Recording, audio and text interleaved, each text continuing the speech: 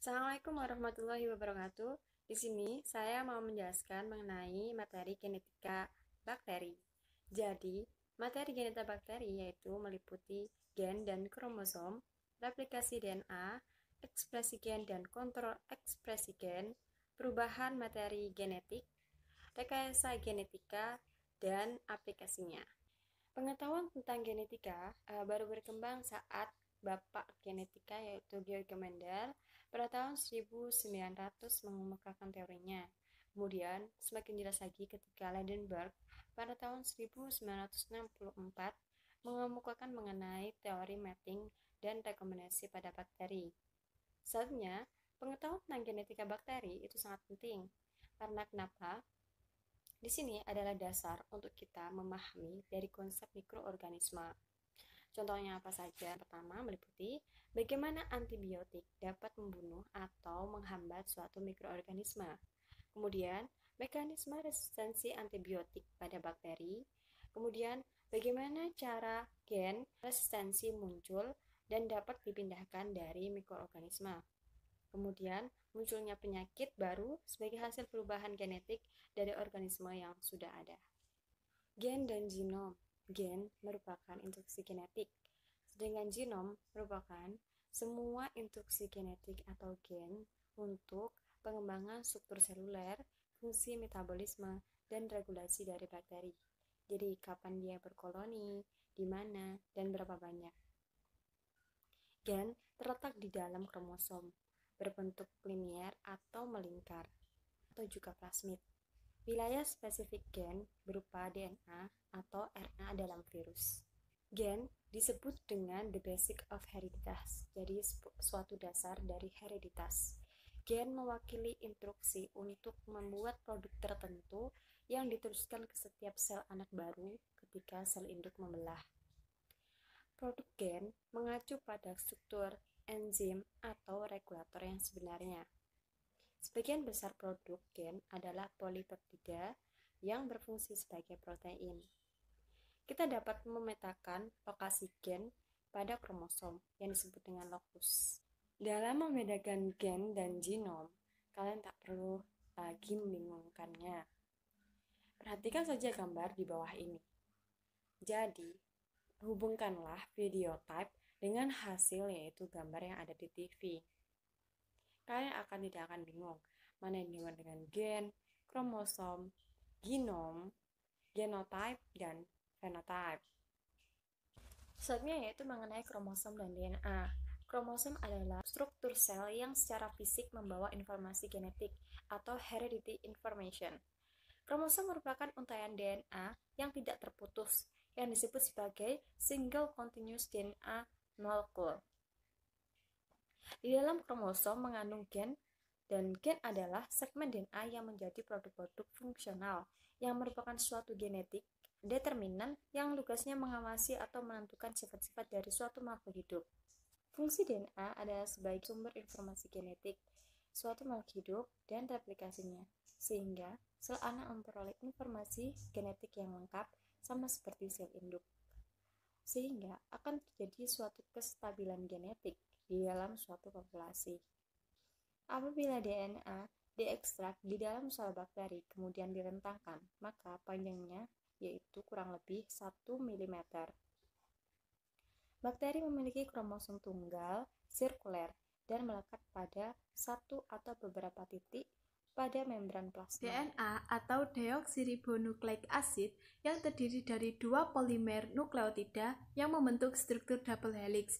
Berdasarkan penelitian dari Watson dan Crick, dapat diketahui bahwa untaian dasar dari DNA terdiri dari gugus gula deoksiribosa, fosfat, dan juga nukleotida yang terdapat basa nitrogen purin dan juga pirimidin.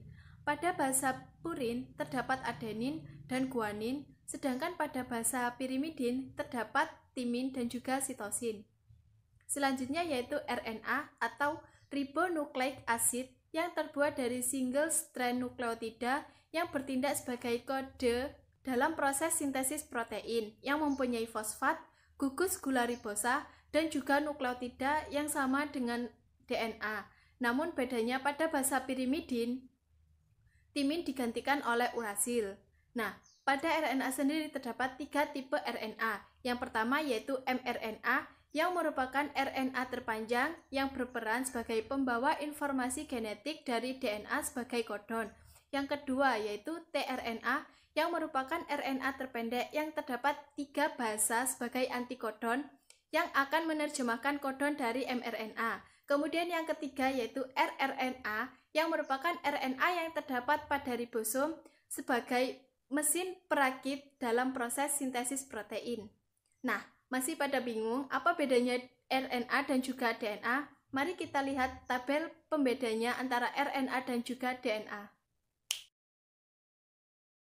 Replikasi DNA. Menjelang terjadinya pembelahan sel, kromosom mengadakan duplikasi atau replikasi, sehingga sel keturunannya akan mempunyai kromosom yang sama dengan kromosom sel induknya. Saat replikasi, rantai DNA akan memisah, dan selanjutnya masing-masing akan membentuk pasangan sendiri-sendiri. Satu molekul DNA untai ganda induk parental diubah menjadi molekul anak atau daughter yang identik. Karena basa panjang dua pita untai ganda adalah komplementer, maka satu pita dapat bertindak sebagai DNA cetakan atau template untuk memproduksi pita yang lain. Pada waktu replikasi terjadi, dua pita induk DNA akan saling melepaskan diri. Dimulai dari satu titik replikasi yang disebut dengan replikasi fork. Nukleotida bebas yang ada di dalam sitoplasma sel akan memasangkan diri kepada basa yang terekspos pada suatu untai DNA induk atau parietal. Misalnya, jika timin atau T yang ada pada untai asal, maka hanya A atau adenin yang cocok untuk menempati pada untai baru dengan bantuan DNA polymerase. Karena setiap molekul DNA atau untai ganda baru, hasil replikasi mengandung pita asal atau converse strand dan satu pita baru yaitu new strand. Proses DNA replikasi untai DNA baru dibuat dengan mempolimerasi deoksinukleotida untuk enzim DNA polimerase. DNA polimerase membutuhkan untai DNA induk untuk berfungsi sebagai cetakan untuk mengarahkan sintesis untaian anak antiparalel komplementer yang baru. Dalam hal ini, replikasi DNA bersifat semi konservatif. Berikut akan dijelaskan melalui gambar di sini. Replikasi DNA terjadi di replikasi fork dari 5 aksen ke 3 aksen. DNA helikase membuka DNA induk untuk menjadikan DNA template. Terdapat 2 DNA template, yaitu leading strand dan lagging strand. Leading strand bersifat langsung, sedangkan lagging strand bersifat tidak langsung. Pada leading strand, DNA polymerase bergabung dengan untai DNA yang tumbuh setelah nukleotida dijajarkan, sehingga bersifat komplementer. Sedangkan leading strand 5 aksen ke 3 aksen secara tidak langsung. RNA polymerase membentuk RNA primer yang pendek. Kemudian DNA polymerase memanjangkan primer RNA dengan basa nukleotida yang ada di sel plasma sel. Kemudian ada ligase yang menyegel fragmen Okazaki pada fragmen DNA yang baru terbentuk. Berikut gambar jelasnya tentang replikasi DNA, di mana terdiri dari beberapa tahap. Replikasi bakteri sedikit berbeda dengan replikasi pada umumnya yang terjadi pada manusia. Pada bakteri, replikasi bersifat berlawanan, terdiri dari 2 arah yang berbeda, dari origin of replication. Berikut gambarnya. Di sini terdiri dari penjelasan mengapa bakteri itu replikasi DNA-nya berbeda, di mana DNA-nya berbentuk lingkar sehingga replikasi yang terbentuk berbeda dari replikasi manusia pada umumnya.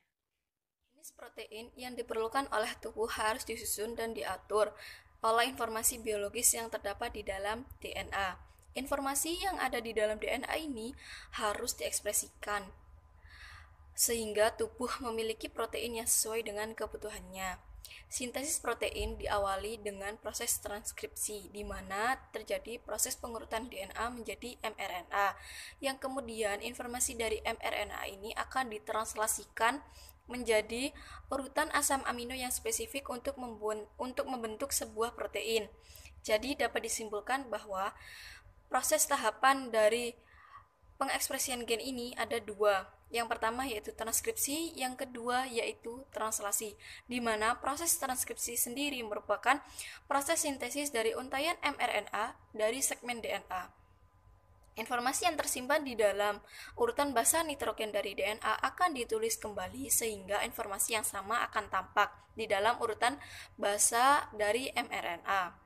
Proses transkripsi membutuhkan bantuan dari enzim yaitu berupa RNA polimerase dan suplai dari nukleotida untuk mRNA.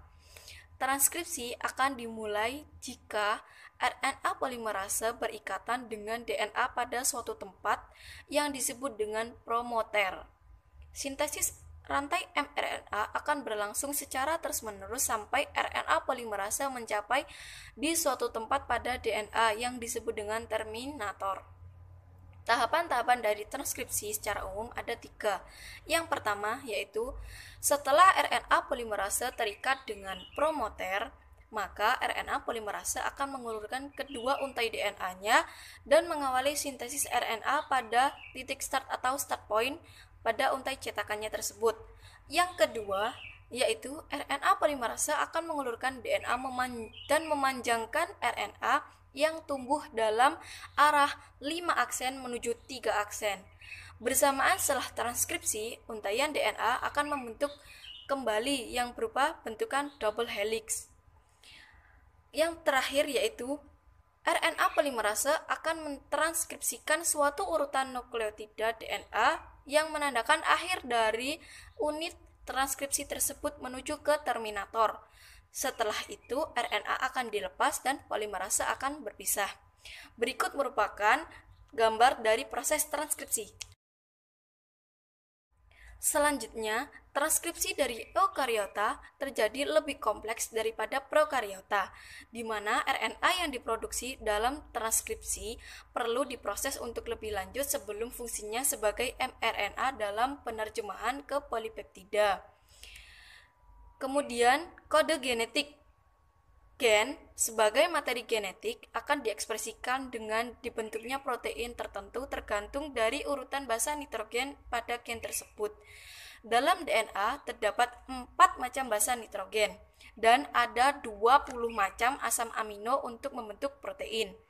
Kode genetik dibaca dalam bentuk triplet basa nukleotida atau 3 basa nukleotida mewakili 1 macam asam amino. Kode genetik ini pada setiap 3 nukleotida mRNA mewakili kodon yang akan diterjemahkan menjadi asam amino tertentu berdasarkan kode genetik atau kodon. Translasi akan dimulai pada kodon AUG dan diproses dari kodon ke kodon hingga mencapai kodon stop. Untuk lebih lanjut bisa melihat tabel posisi dari masing-masing kodon pada tabel berikut. Translasi merupakan proses penerjemahan kode genetik oleh mRNA menjadi rangkaian asam amino atau polipeptida. Kode genetik pada mRNA tertulis dalam bentuk kodon-kodon. Masing-masing merupakan satu grup yang terdiri atas 3 nukleotida. Contohnya AUG, GCA, AAA, dan sebagainya. Terdapat 64 kodon, tapi hanya 20 asam amino. Ada asam amino yang disandi lebih dari 1 kodon, yang disebut dengan degenerate of the side codon. Leucin memiliki 6 kodon penyandi, sedangkan adenin memiliki 4 kodon penyandi. Kodon yang mengawali sintesis protein disebut dengan start codon, yaitu AUG, kodon untuk metionin. Proses translasi di dalam ribosom. Fungsi ribosom adalah mengatur pengikatan tRNA pada kodon dan merakit asam amino menjadi rantai yang akhirnya membentuk protein. Pada umumnya, proses translasi terdiri dari 3 tahap, yaitu inisiasi, elongasi, dan terminasi. Inisiasi akan ditunjukkan oleh gambar berikut ini.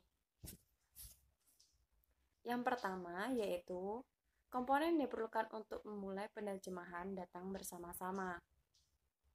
Selanjutnya, pada perakitan ribosom, tRNA membawa kodon pertama yang disebut dengan start codon.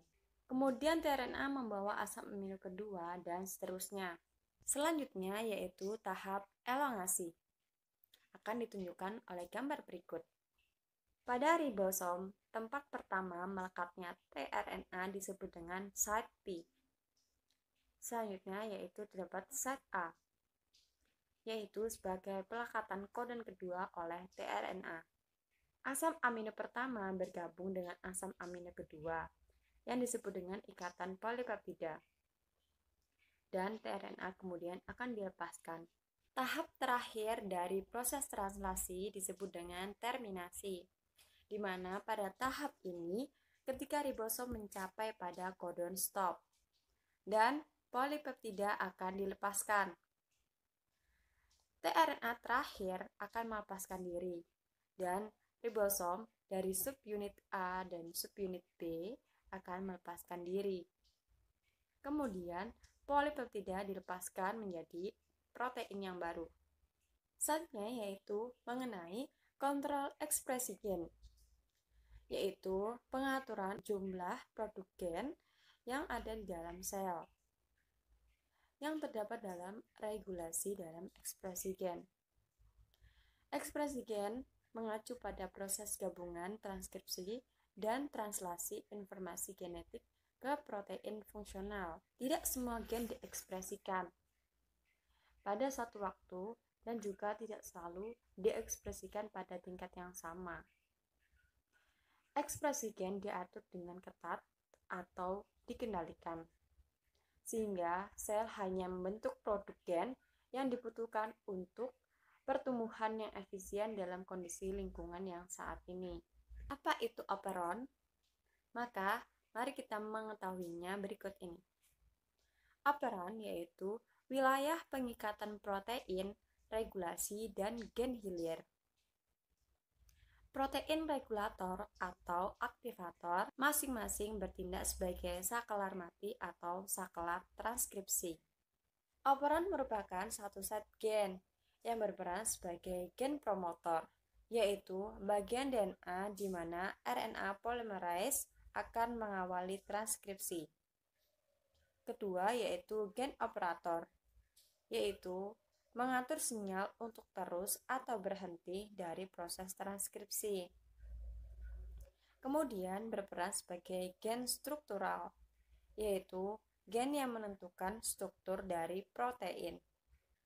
Pada kontrol ekspresi gen, kita bisa mengetahui bagaimana antibiotik berperan dalam tubuh bakteri, yaitu berperan pada saat transkripsi dan translasi.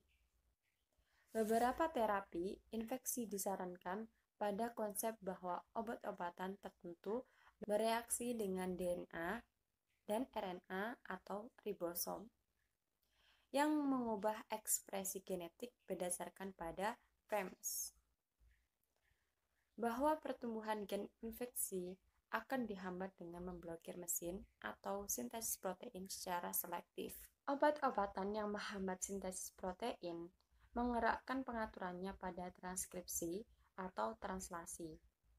Antibiotik sering menargetkan fungsi ribosom yang menghambat ribosom dan akhir sintesis protein, sehingga kita bisa tahu mekanisme bagaimana antibiotik mempengaruhi dari mikroorganisme seperti bakteri.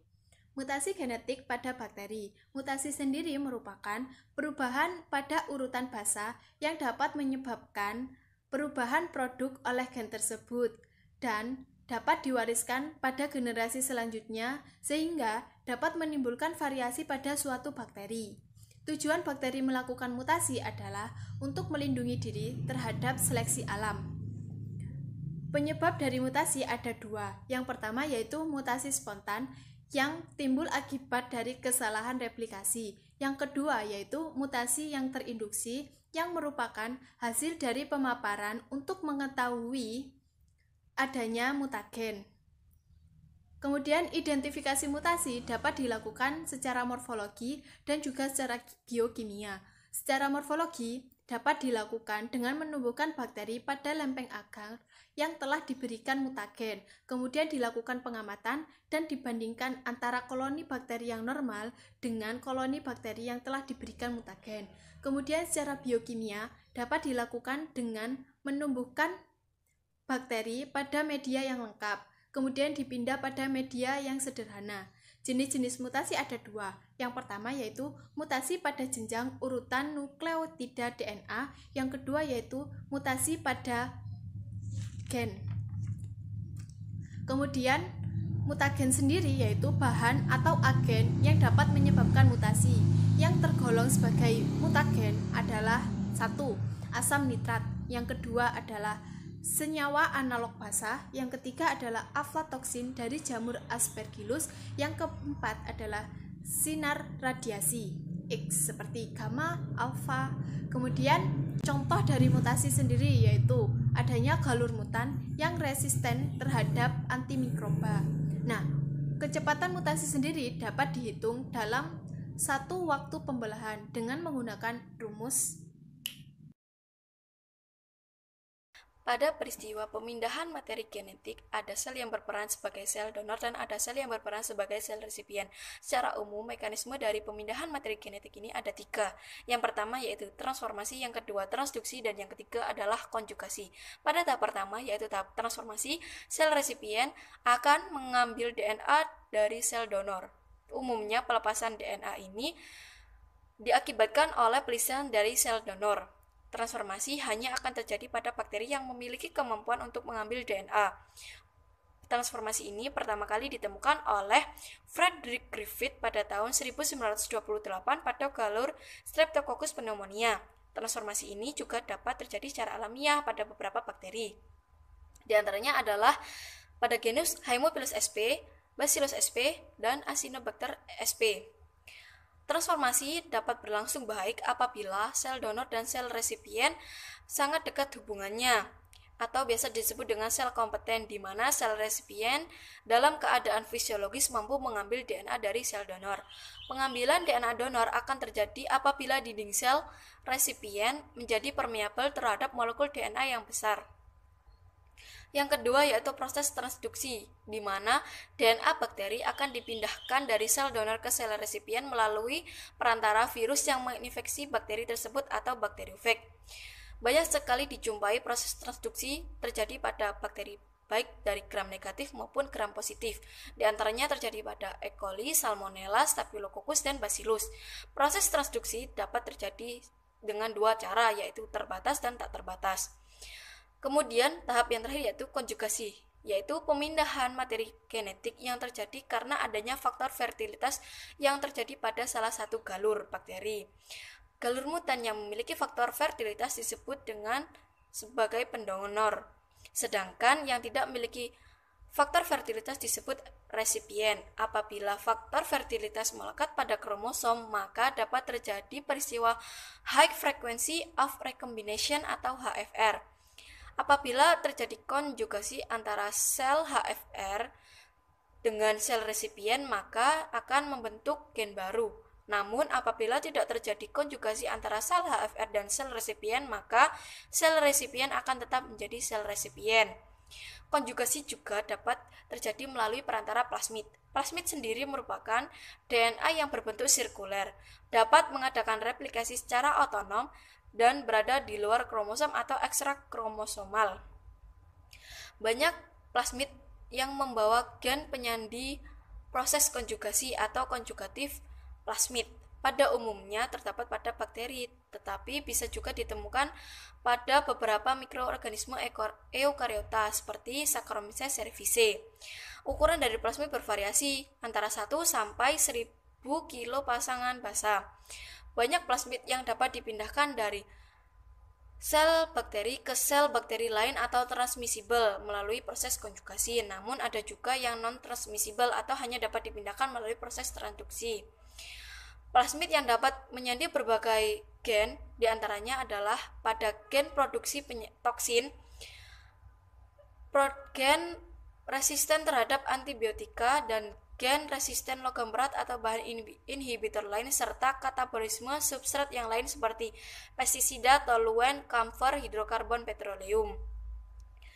Berbagai macam plasmid diantaranya adalah 1. Faktor fertilitas, yaitu plasmid yang mudah dipindahkan dan membawa gen untuk filisek yang berfungsi untuk memindahkan plasmid dari sel bakteri ke bakteri lain. Yang kedua yaitu faktor R atau resisten. Pada plasmid yang membawa gen dapat menyebabkan bakteri atau sel hospesnya resisten terhadap satu atau beberapa antibiotika, logam berat, dan toksin. Kebanyakan faktor F mengandung dua grup gen. Yang pertama yaitu RTF atau Resistant Transfer Factor, di mana bertanggung jawab pada replikasi plasmid dan konjugasi. Yang kedua yaitu R determinan, yang bertugas untuk menyandi produksi enzim yang dapat menginaktifkan obat-obatan tertentu atau substansi toksik. R determinan ini tidak dapat dipindahkan apabila tidak bergabung dengan RTF. Yang ketiga yaitu plasmid penicillinase, di mana plasmid ini membawa gen yang menyebabkan bakteri menghasilkan penicillinase dan menyebabkan bakteri resisten terhadap penisilin, misalnya seperti Staphylococcus. Yang keempat yaitu plasmid yang dapat menyandi produksi toksin, diantaranya adalah pada produksi toksin oleh bakteri E. coli yang menyebabkan diare pada bayi, produksi toksin eksfoliatif pada Staphylococcus aureus, dan bakteriosin, yaitu protein toksik yang dapat membunuh bakteri lain seperti kolisin yang dapat mematikan basil coliform. Gambar dari proses transduksi bakteriofag, transformasi konjugasi E. coli, dan konjugasi berkelanjutan dapat dilihat dari gambar di atas.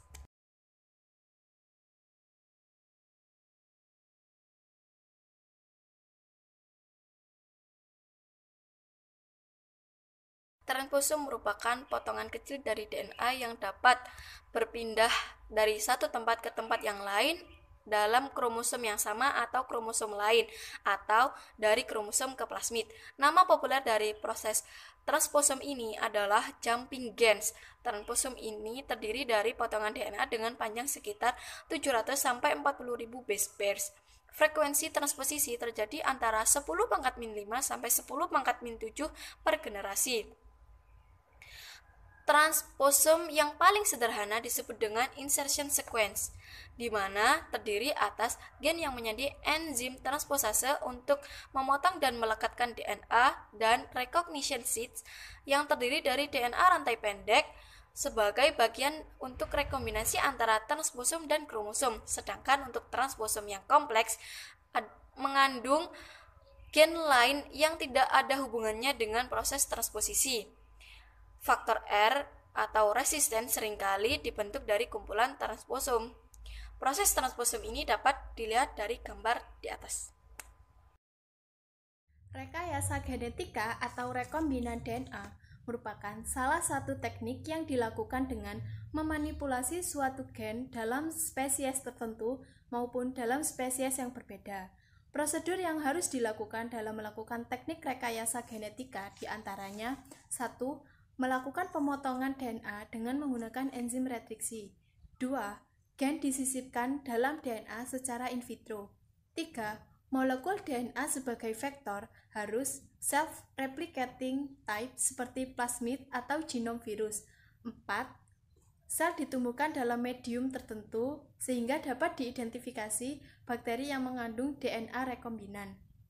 Enzim retriksi berfungsi sebagai pemotong DNA yang diperoleh dari berbagai jenis bakteri. Pemberian nama enzim retriksi sesuai dengan organisme yang menghasilkan enzim tersebut. Contohnya yaitu Echo R1 yang merupakan enzim retriksi yang dihasilkan oleh bakteri E. coli. Pemberian nama enzim tersebut mengikuti aturan nomenklatur, yaitu huruf pertama merupakan inisial dari genus organisme tersebut. Kemudian huruf kedua dan ketiga merupakan inisial dari spesies organisme tersebut. Kemudian huruf keempat merupakan galur pada organisme tersebut. Kemudian yang terakhir adalah angka Romawi yang menunjukkan urutan enzim yang dihasilkan oleh organisme tersebut. Syarat sebagai vektor adalah berupa self-replication, di mana vektor ini bertindak sebagai kendaraan untuk melakukan replikasi urutan DNA yang diinginkan. Ukuran vektor juga menjadi pertimbangan yang penting karena ukuran vektor yang lebih kecil akan memudahkan untuk dilakukan manipulasi dibandingkan dengan ukuran vektor yang lebih besar.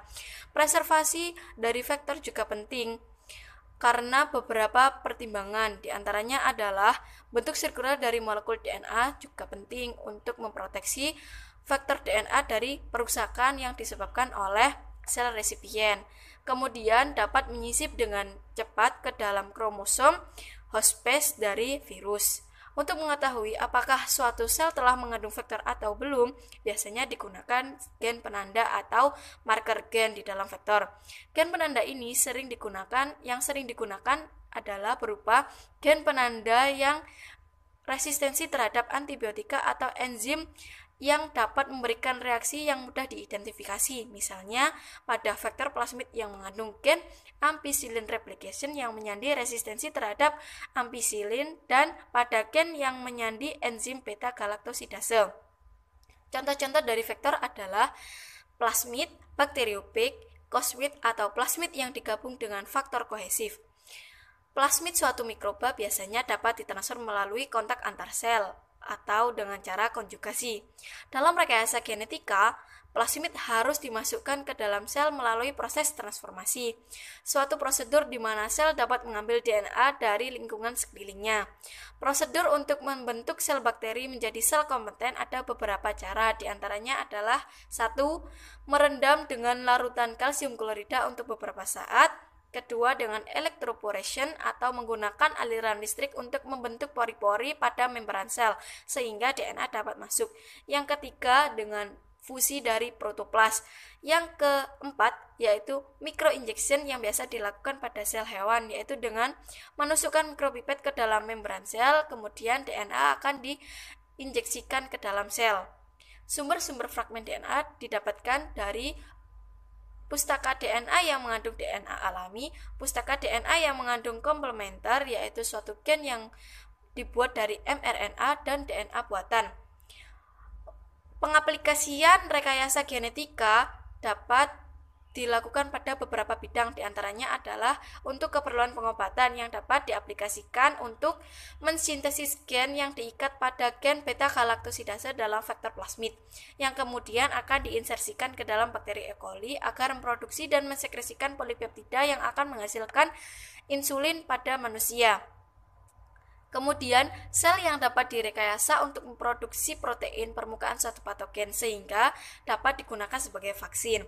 Virus hewan juga dapat direkayasa agar membawa gen protein permukaan suatu patogen. Jika virus tersebut digunakan sebagai vaksin, maka host space akan membentuk kekebalan terhadap patogen tersebut. Yang kedua yaitu di bidang penelitian dasar dan aplikasi medis, di mana aplikasi rekayasa genetika dapat digunakan untuk teknik DNA rekombinan yang dapat dimanfaatkan untuk meningkatkan pengetahuan tentang DNA untuk genetic fingerprinting pada kasus-kasus kriminal dan sebagai terapi pada penyakit genetik dengan cara mengganti gen-gen yang rusak atau gen-gen yang hilang. Kemudian untuk menentukan urutan basa nukleotida dalam suatu gen, untuk menentukan lokasi gen di dalam sel, serta mencari gen mutan yang bertanggung jawab pada penyakit keturunan pada manusia dengan menggunakan metode Southern blotting. PCR yang dapat digunakan untuk meningkatkan jumlah DNA sampel sampai kadar yang dapat dideteksi, sehingga dapat dilakukan sequencing gen untuk mendiagnosis penyakit genetik atau deteksi virus. Pelacak DNA juga merupakan pengaplikasian dari rekayasa genetika untuk mengidentifikasi secara cepat terhadap patogen yang ada di dalam jaringan atau makanan. Aliran informasi genetik dari bakteri dapat dilihat dari gambar berikut. Sekian presentasi dari kelompok kami. Apabila ada kurang dan lebihnya, kami mohon maaf yang sebesar-besarnya. Kami akhiri. Wassalamualaikum warahmatullahi wabarakatuh.